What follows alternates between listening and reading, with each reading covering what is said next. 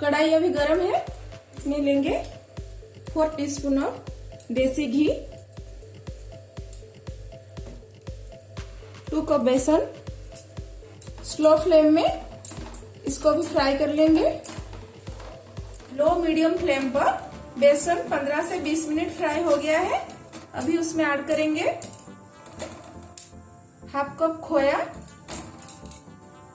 1 cup fresh coconut, 1 cup घर का मलाई, 1 कप शुगर, 1 टीस्पून इलायची पाउडर, 1/2 कप आलमंड और काजू को क्रश करके। अभी इन सारे इंग्रेडिएंट्स को अच्छे से मिक्स करेंगे।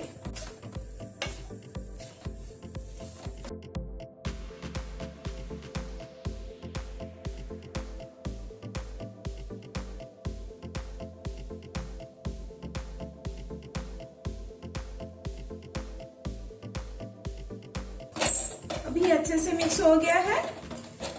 अभी उसमें ऐड करेंगे 1 कप मिल्क और इसको अच्छे से मिक्स कर देंगे।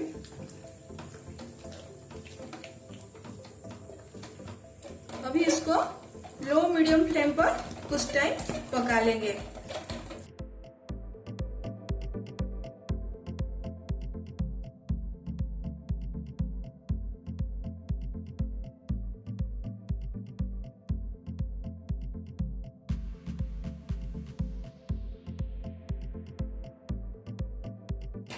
अभी इसका पानी अच्छे से सूख गया है, ये अभी हो गया है। अब हम इसको एक प्लेट में निकाल लेंगे। यहाँ पर प्लेट को अच्छे से ग्रीस कर लिया है। इसमें हम बेसन को डाल देंगे।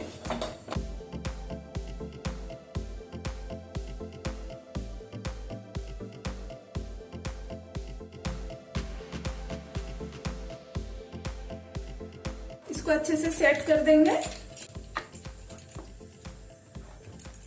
अभी और एक थाली लेंगे और उसको बेसन के ऊपर अच्छे से प्रेस कर देंगे ताकि वो अच्छे से सेट हो जाए। अब हम इसको थोड़ा सा ठंडा करने के लिए छोड़ देंगे। अभी ये आधा ठंडा हुआ है, इसी समय हम इसको कट कर देंगे और जब पूरा ठंडा हो जाएगा तब उसको निकालेंगे।